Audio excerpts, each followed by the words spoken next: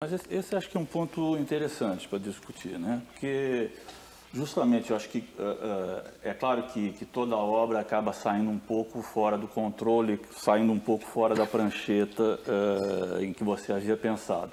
Mas é lógico que todo criador também tem alguns efeitos que ele deseja produzir.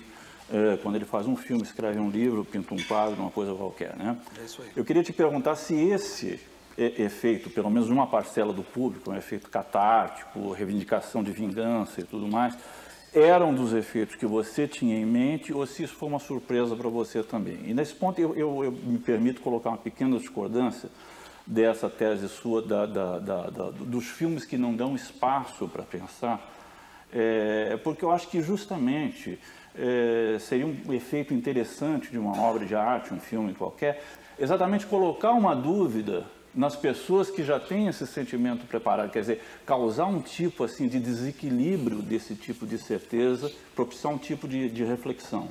Gostaria que você comentasse. Então, na verdade, o filme dá um espaço para a pessoa pensar depois que o filme está projetado, né? O sujeito que sai do cinema não está impedido de pensar por mim ou por ninguém. Claro.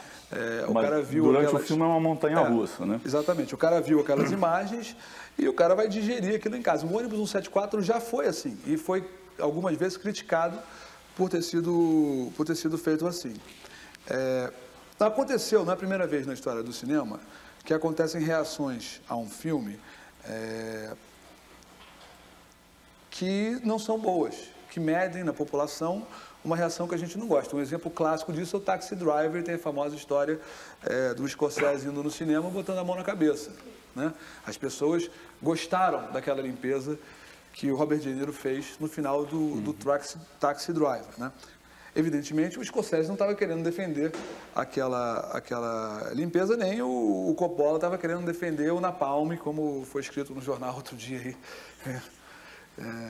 Bom, e evidentemente eu não acho, basta olhar minhas outras obras, né, que a violência seja a solução da violência. Fiz um filme que critica violentamente a instituição policial, né? E resolvi contar a história pela ótica do policial. Na minha cabeça, a tortura é uma barbárie. Ela prescinde de crítica. Eu mostro a tortura em primeiro plano, eu não preciso dizer que isso é ruim. A tortura é naturalmente ruim, não é? Se uma parcela... eu repito que eu acho que a gente está tirando muito rápido na plateia.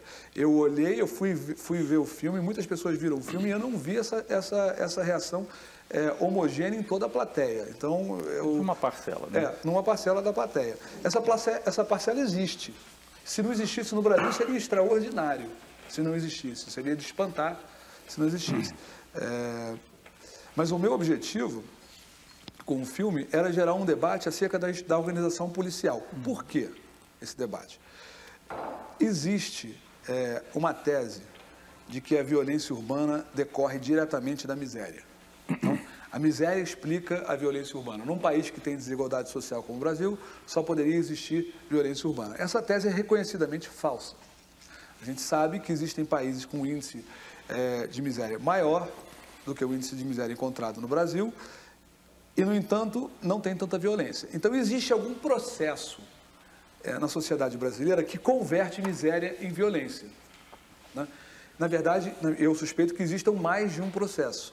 Um desses processos, eu falei sobre ele no ônibus 174. Né? A forma pela qual a gente tratou aquele menino de rua, ex-menino de rua, o Sandro, né?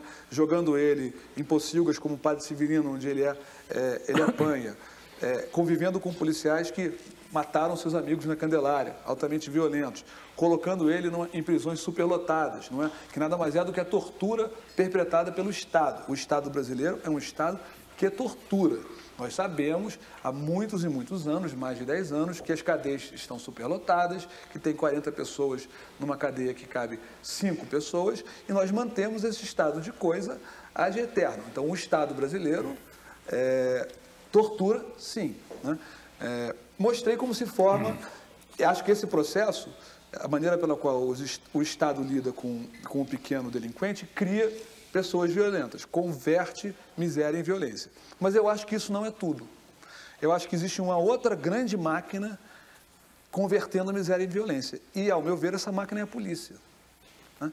E eu fiz esse filme para discutir isto. Não é?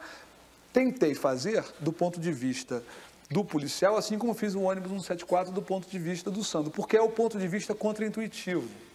É justamente o ponto de vista que incomoda o espectador.